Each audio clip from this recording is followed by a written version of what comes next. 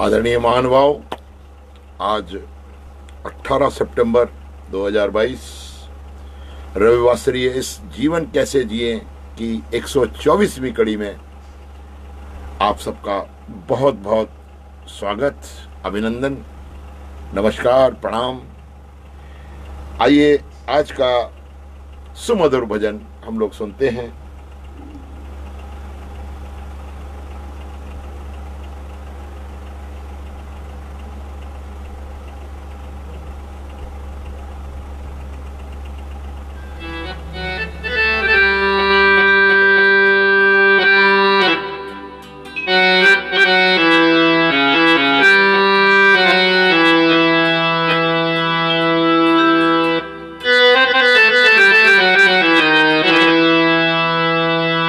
वाहेगुरु वाहेगुरु वाहेगुरु श्री सतनाम। वाहेगुरु वाहेगुरु वाहेगुरु वाहेगुरु श्री सतनाम। वाहेगुरु गुण गावा सदा तेरा, गुण गावा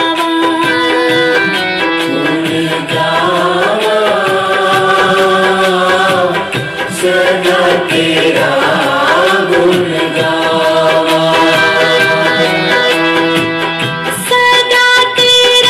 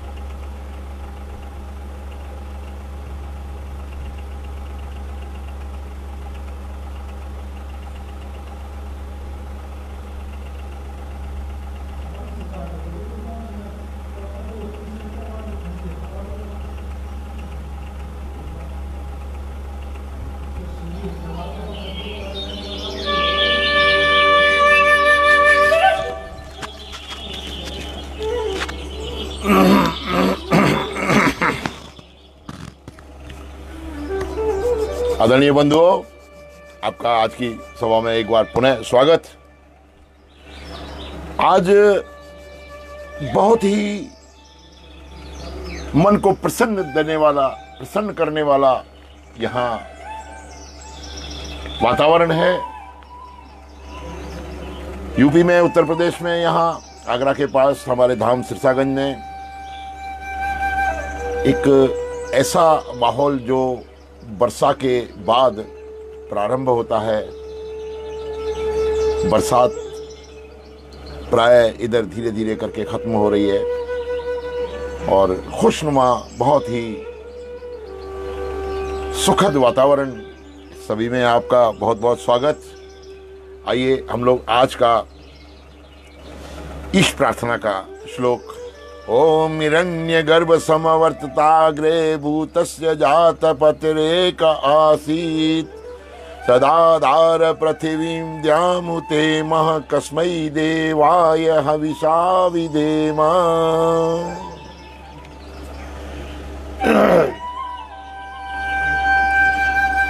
तू ही स्वयं प्रकाश सुचेतन सुख स्वरूप शुभ त्राता है।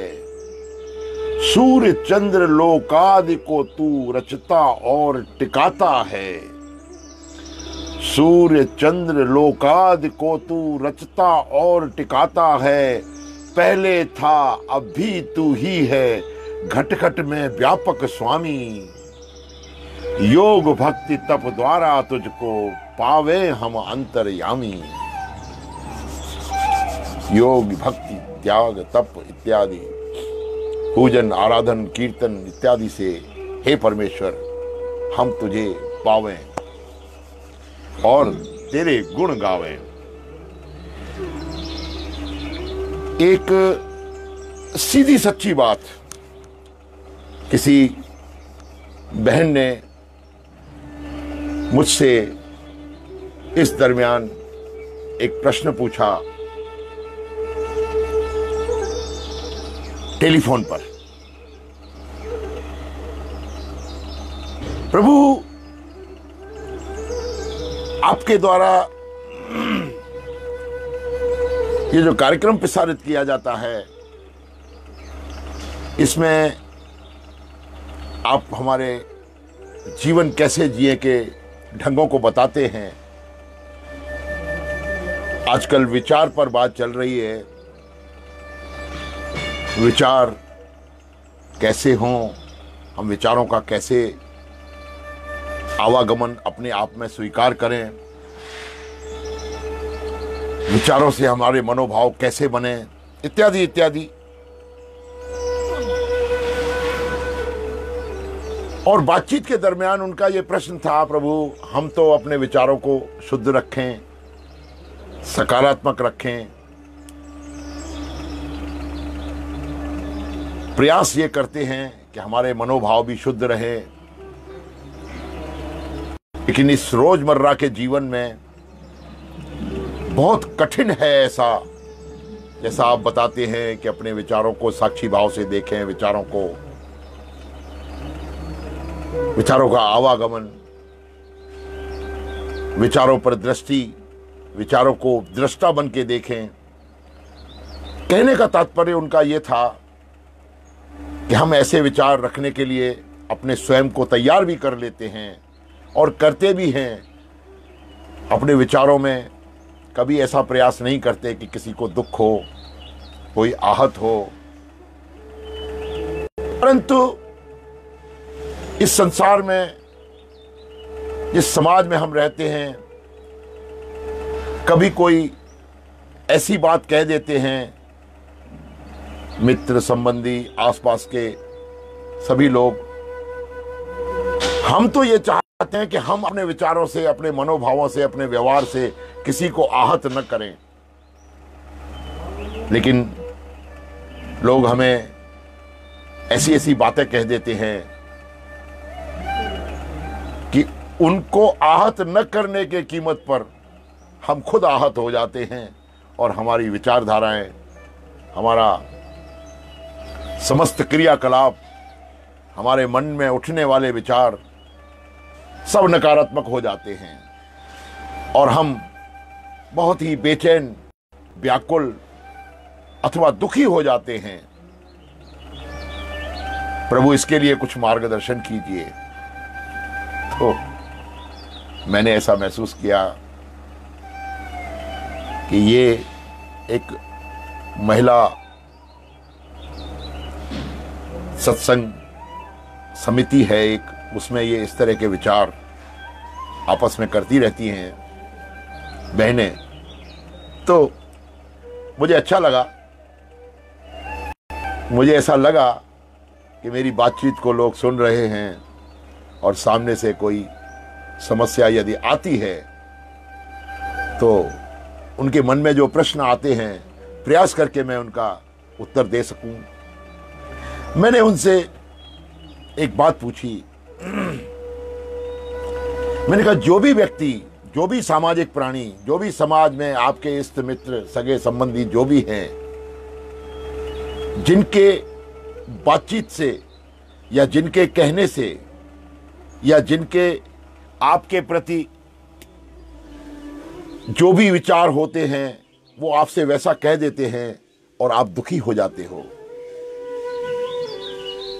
मित्रों, बंधुओं, बहनों, भाइयों, यदि कोई आपसे कुछ कहता है तो कहने के लिए वो स्वतंत्र है, जैसा भी आपके प्रति कहे, जो कुछ भी कहे, लेकिन उसकी उस बात को सुनने के लिए आप भी तो स्वतंत्र हैं। किसी ने कोई बात कही, आपको अच्छी नहीं लगी, आपको आपके विचारों में उद्विग्नता आ गई, आपको क्रोध आ गया, आपके अंतर में प्रेम भाव के बजाय नफरत पैदा हो गई, इत्यादि इत्यादि। उसके कहने से यदि आपके ऊपर प्रभाव पड़ता है तो ये अच्छी बात है। आपके अंदर प्रभाव के गुण हैं, आपके अंदर प्रभाव, आप संवेदनशील हैं, आपके विचारों पर उनके कहने से प्रभाव पड़ता है। ये एक बहुत ही स्वस्थ मानसिकता की निशानी है। आप बहुत अच्छे हैं, लेकिन उनके कहने के लिए वो जो कुछ भी आपसे कहते हैं वो स्वतंत्र हैं, लेकिन उनकी बात को आपके सुनने के लिए कि आप उसको सुने अथवा न सुने, इसके लिए भी तो आप स्वतंत्र हैं। बात उनकी समझ में आई। मैंने कहा एक रास्ते में कोई व्यक्ति आपको मिलता है और वो पागल है, आप उसकी बात सुनेंगे? सुनेंगे तो सुनिए, क्या उसकी बात से प्रभावित होंगे? क्या उसकी बात का आपके ऊपर असर होगा और आप उसकी कही हुई बात से दुखी अथवा सुखी होंगे? नहीं ना। क्यों नहीं? क्योंकि आपके मन ने, आपने और लोगों ने उसको पागल मान लिया है। वो पागल है।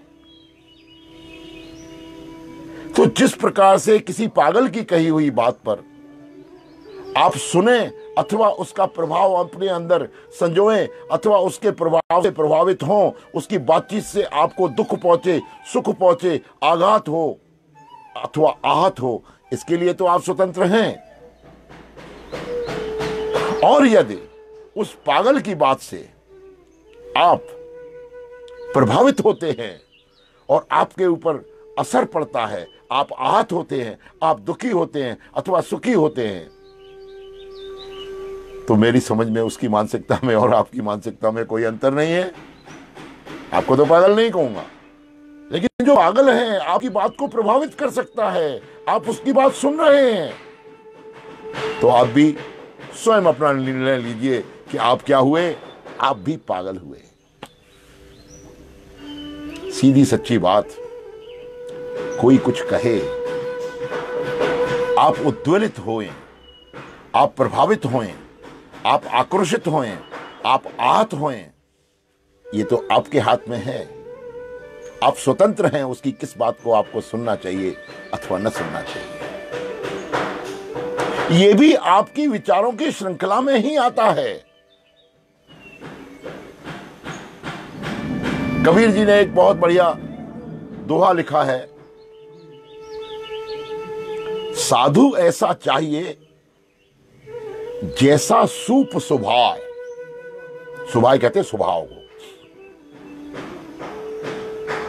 साधु ऐसा चाहिए जैसा सूप स्वभाव, सार सार को गह रहे थोता दे उड़ाए।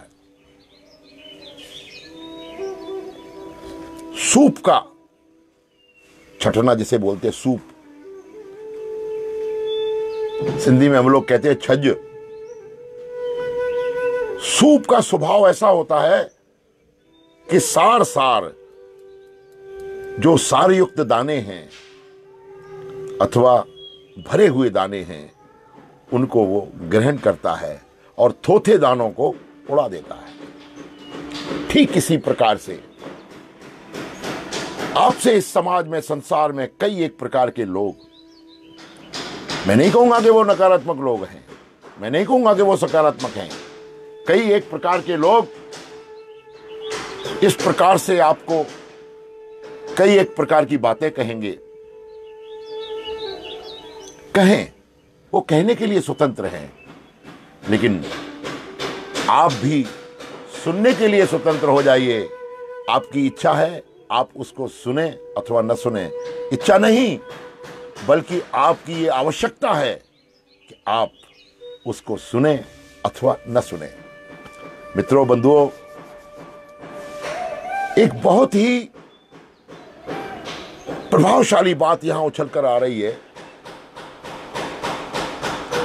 कि सुनना एक बहुत बड़ी कला है। बात करना तो कला है ही है। वचन, प्रवचन, वाणी, बोलना, सबके पास कला है। कोई कैसे बोलता है, कोई कैसे बोलता है, उसका कुछ प्रभाव है, कैसे कैसे उसका बातचीत का ढंग है, उसकी बातचीत का आपके विचारों पर, आपके मनोभावों पर क्या असर होता है, ये एक अलग बात है। लेकिन सुनना बहुत बड़ी कला है। सुनिए, आप क्या सुनते हैं, क्या सुनने योग्य है, कैसे सुनते हैं, किन किन लोगों को सुनते हैं, कैसे सुनने का प्रक्रिया जो आपके अंतर्मन में है जिससे आपके विचार प्रभावित हो सकते हैं। सुनना बहुत बड़ी कला है। और ये जो श्रवण इंद्रिय है, इंद्रियां सभी कमोबेश इन इंद्रियों को सेंसिटिव ऑर्गन कहा जाता है, जो संवेदनशील होती हैं। इंद्रियां हमारी बहुत संवेदनशील हैं। दृश्य, श्रव्य, स्वाद, स्पर्श, गंध, ये बहुत ही संवेदनशील इंद्रियां हैं। इनको सेंसिटिव ऑर्गन्स कहा जाता है। आप कोई भी चीज एक बार देख लेंगे, आपके मानस पटल पर छप जाती है। किसी भी प्रकार की गंध, यदि जो विशेष गंध अथवा कुछ ऐसी गंध जो आप अपने नासिका से सूंघते हैं, वो ताउम्र आपके मानस पटल पर अथवा आपके मन स्थितियों पर छप जाती है।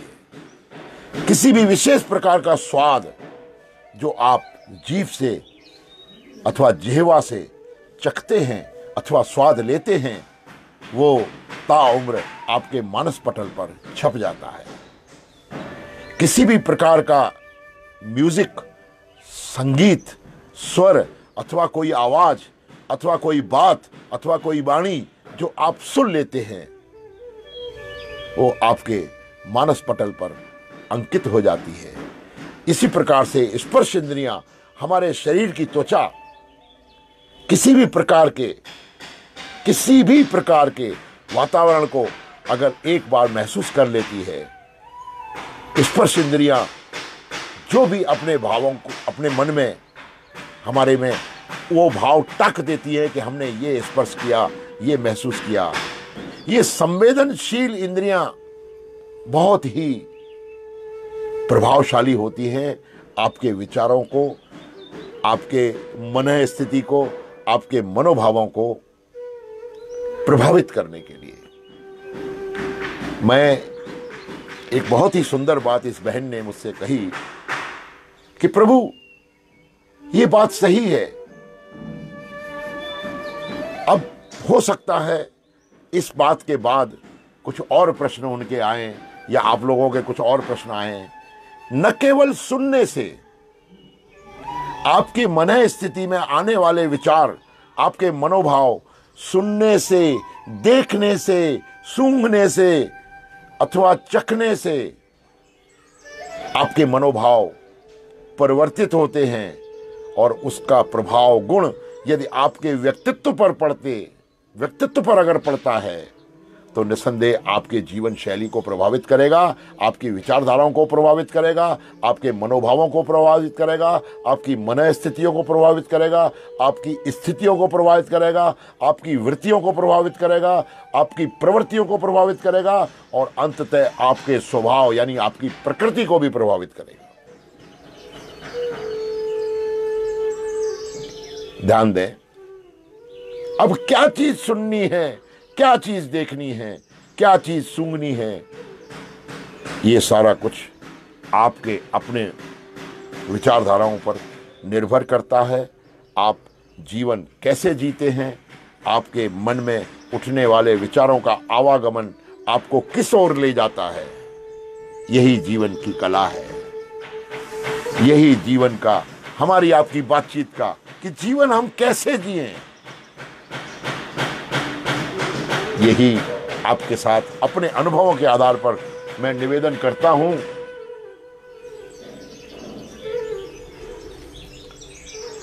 कि इस प्रकार से आप जीवन जिएं जिससे आपकी जीवन शैली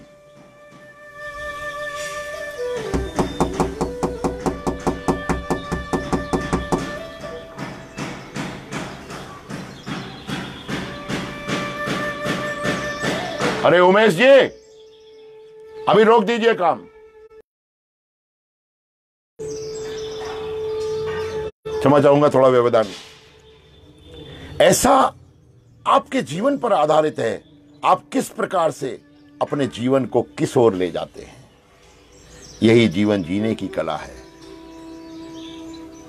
इन सब बातों से ऐसा आभास होता है कि हमारे जीवन में, हमारी शारीरिक संरचना के अंतर्गत जो भी परमेश्वर ने हमको ये नायाब मशीन बख्शी है, जिसमें हर अवयव के अपने अपने कार्य हैं, हर अवयव की अपनी अपनी विधाएं हैं।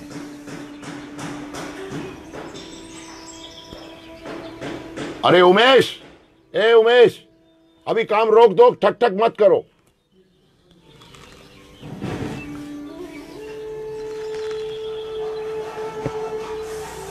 किसी भी प्रकार की आवाज, ठक ठक अथवा विचारों को एक राह पर जाने के लिए आवश्यक है। यह प्रैक्टिकल बात है, यह व्यवहारिक है। इसी प्रकार से हमारे जीवन में विचारों का जो भी सामंजस्य रहता है, विचारों का आवागमन रहता है, हम प्रयास करेंगे धीरे धीरे करके इन विचारों को अपने मनोभावों के आधार पर हम ऐसी दिशा में ले जाएं। आप लोग मेरी इस उद्देश्य से परिचित हो जाइए। मेरा धीरे धीरे करके इन विचारों के आवागमन से, विचारों के मनोभावों के स्थापित से, मनोभावों के स्थापित होने से, मनोभावों के अपने जीवन में ढालने से, उससे निरंतर उठने वाले प्रयासों से, प्रभावों से हम अपने जीवन में धीरे धीरे करके अपने इस कार्यक्रम में भी धीरे धीरे करके ध्यान की ओर बढ़ेंगे। मेरा प्रयास यही रहेगा कि मैं किस प्रकार से आप लोगों के साथ बातचीत करते हुए आपको ध्यान अथवा योग अथवा कीर्तन भजन में उतार पाऊं, ये मेरे जीवन का उद्देश्य है। आप लोगों से बातचीत करने का मेरा यही मकसद रहता है कि मैं किस प्रकार से अपने जीवन में ढाली हुई समस्त सामाजिक प्रक्रियाओं के अंतर्गत, उसके अंतर्गत आए हुए विचारों से कुछ अनुभव, कुछ मनोभावों को शुद्ध, सापेक्षित अथवा ईश्वर के प्रति अथवा अध्यात्म के प्रति मोड़कर आप लोगों से मैं बातचीत करूं। बहुत ही सुंदर वार्ता आज की रही। इस बार मैंने ये भी महसूस किया कि हमारे आपके विचारों में जो सापेक्ष भाव आता है, सापेक्ष का अर्थ है जो ईश्वर के प्रति हम ऐसा महसूस करें कि हे परमेश्वर, आर्त भाव आता है, प्रार्थना का भाव आता है, अथवा ईश्वर के प्रति समर्पण का अथवा भक्ति का अथवा श्रद्धा का, इसको सापेक्ष भाव कहते हैं। हम ईश्वर के प्रति, भगवान के प्रति, परमपिता परमेश्वर के प्रति कृतज्ञता प्रकट करते हुए, धन्यवाद देखते हुए, उनका आभार प्रकट करते हुए अपना जीवन यापन कर सकें, ऐसे अपने जीवन यापन करने का अभ्यास करते रहें। सुनिश्चित बात है, उसके लिए हमें और आपको अपने विचारों को देखना पड़ेगा। जैसी बातचीत हमारे विचारों की आ रही है, हम और आप इन विचारों को सापेक्षित भाव से देखें। हमारे मनोभाव, हमारी संवेदनशील इंद्रियों के आधार पर, हमारी पंच इंद्रियां, 10 इंद्रियां अथवा इन पर कंट्रोल करने वाले इनके चालक मन के ऊपर मनोभावों को एक संचालन भाव देगा अथवा सापेक्षित भाव देगा। इस तरह से हम अपने जीवन को जिए। इस प्रकार का भाव यदि हमारे अंदर आता है, आ जाएगा, अभ्यास करते हैं, ऐसा हम सोचते हैं, क्योंकि यदि किसी की बात से अथवा किसी के दृश्य से, किसी भी म्यूजिक से अथवा किसी संगीत से अथवा किसी स्वाद से संबंधित किसी आहार से अथवा हमें कहीं बैठने पर हमारी स्पर्श इंद्रियों से हमारे मनोभाव यदि प्रभावित हों, तो बहुत ही विशिष्ट बात है। ये हमें अपने जीवन में अभ्यासित करनी चाहिए कि हमें सत्संग में जाने से, हमें गुरुद्वारे में जाने से, हमें आध्यात्मिक कार्यक्रमों में जाने से, हमें संतों के समागम में जाने से हमारे मन, वचन, कर्म ये शुद्ध होते हैं।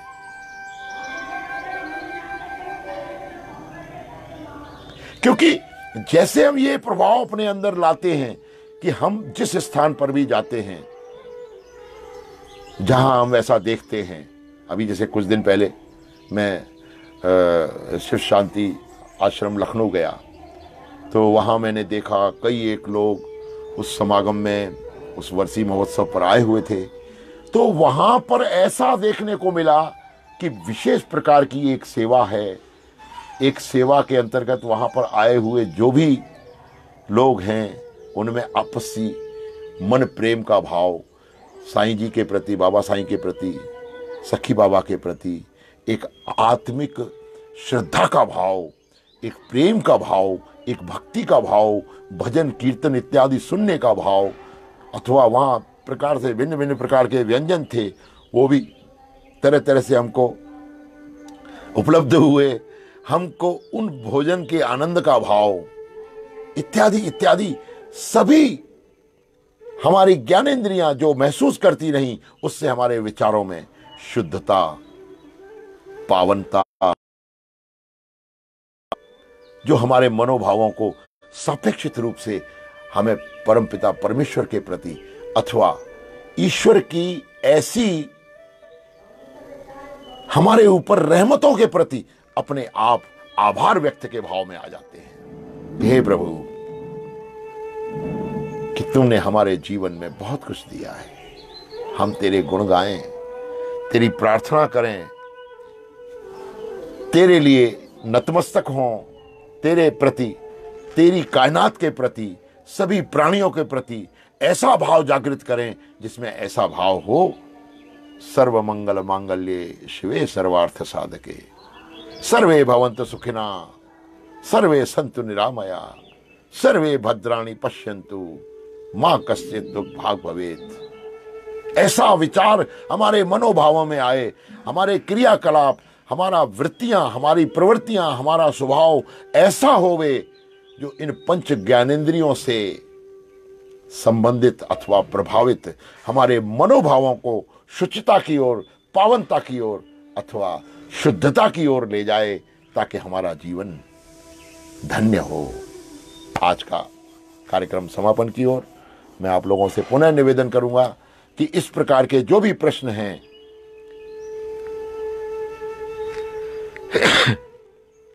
आप हमारे साथ साझा करें। मैं आपसे जो बातचीत करता हूं आपके साथ साझा करता हूं। आवश्यकता इस बात की है कि आप भी वैसे ही, जैसे इस बहन ने मुझसे पूछा, बहुत ही अच्छी बात रही। मैंने आप लोगों के सामने अपने भावों को, अपनी मन स्थितियों को, अपने विचारों को प्रकट किया। इस विचारों के प्रकटीकरण में अथवा इस प्रकार के भावों में, इस प्रकार के साझा करने में यदि मुझसे कोई भूल हुई हो क्षमा प्रार्थी हूँ। आगे भी इसी प्रकार के कार्यक्रम हमारे आपके साथ हर रविवार जीवन कैसे जिए सवेरे 8 बजे से 8:40 पर आप लोगों की सेवा में मैं उपस्थित होता हूँ। आप लोगों में विराजमान परमेश्वर की उस असीम शक्तियों को मेरा कोटि कोटि प्रणाम। आप सभी का बहुत बहुत धन्यवाद, आभार, नमस्कार। एक ओंकार सतनाम कर्ता पुरुष निर्भव निर्वैर अकाल मूरत अजूनी सेवम गुर प्रसाद जपवाद सत्य जुगाद सच है भी सच नानक होसी भी सच। ओ